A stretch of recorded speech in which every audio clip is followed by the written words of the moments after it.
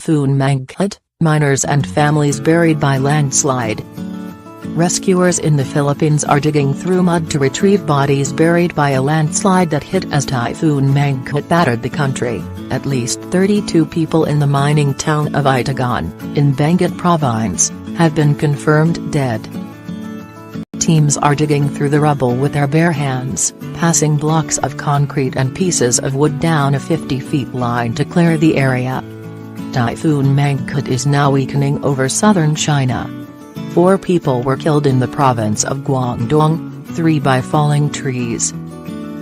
What happened in the Philippines? The storm plowed across the main Philippine island of Luzon over the weekend. More than 60 people have been killed, mostly in landslides triggered by heavy rains, with the majority in Benguet Province. A group of artisanal miners in Itagan, which lies in a valley, had huddled with their families in a 2-story shelter, Conrad Navidad of the International Organization for Migration told the BBC.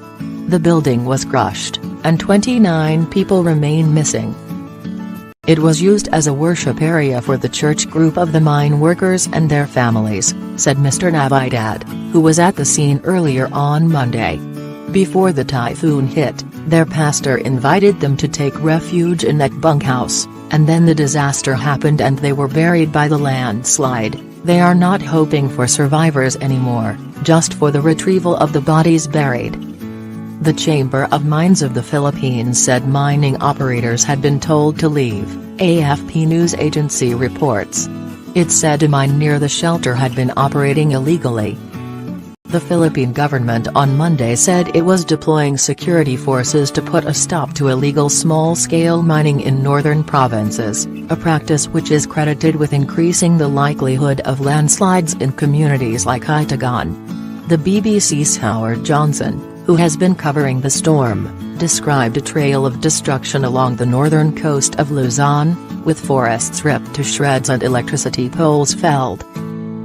There is also concern over the economic cost of the typhoon, which has caused extensive damage to farmland in Cagayan, a key agricultural province. Francis Tolentino, a political advisor to President Rodrigo Duterte, told the BBC that he estimated only a fifth of produce there had been harvested in advance, threatening staples like rice and corn.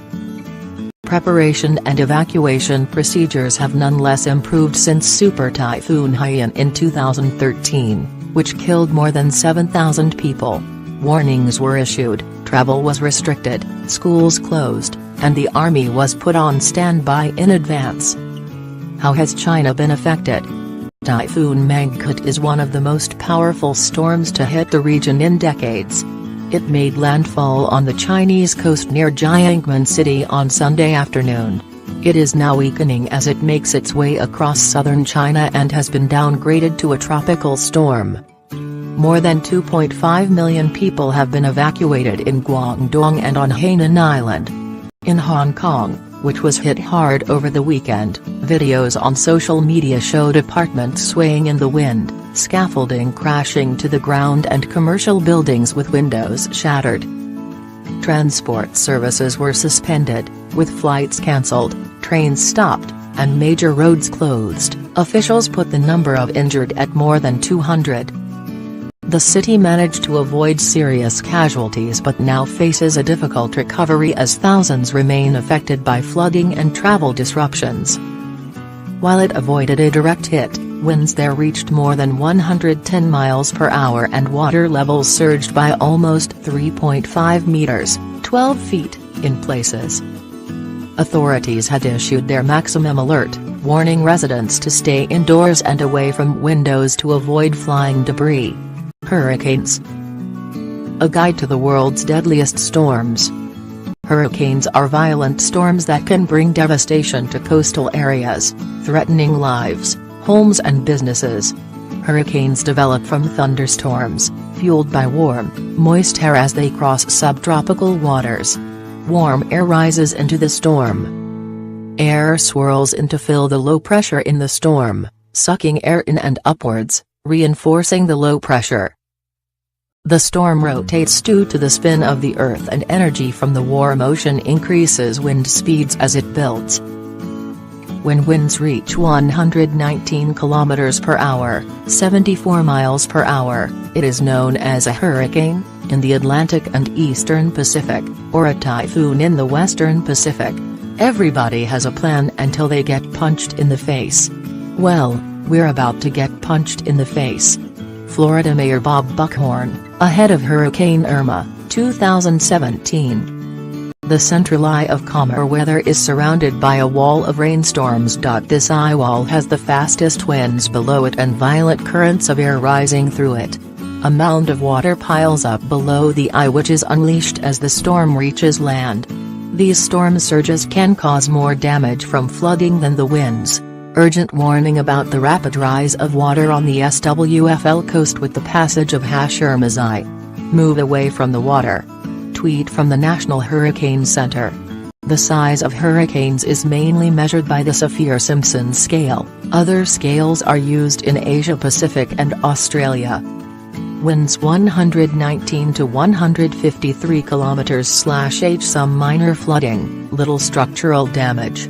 Storm surge plus 1.2 meters to 1.5 meters. Winds 154 to 177 km/h. Roofs and trees could be damaged. Storm surge plus 1.8 meters to 2.4 meters. Winds 178 to 208 km/h. Houses suffer damage. Severe flooding. Storm surge plus 2.7 meters to 3.7 meters. Hurricane Sandy, 2012, caused $71 billion damage in the Caribbean and New York. Winds 209 to 251 km/h. Some roofs destroyed and major structural damage to houses. Storm surge plus 4 meters to 5.5 meters. Hurricane Ike, 2008, hit Caribbean islands and Louisiana and was blamed for at least 195 deaths. Winds 252 km per hour plus serious damage to buildings, severe flooding further inland. Storm surge plus 5.5 meters.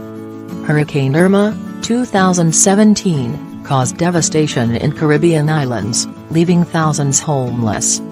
For everyone thinking they can ride this storm out, I have news for you: that will be one of the biggest mistakes you can make in your life. Mayor of New Orleans Ray Nagin ahead of Hurricane Gustav, 2008. Click arrow to proceed. Loading. Swipe to progress. Go back to start. Ask a question. Share this chatbot. How have you been affected by the typhoon? Email javier@bbc.co.uk. Please include a contact number if you are willing to speak to a BBC journalist. You can also contact us in the following ways.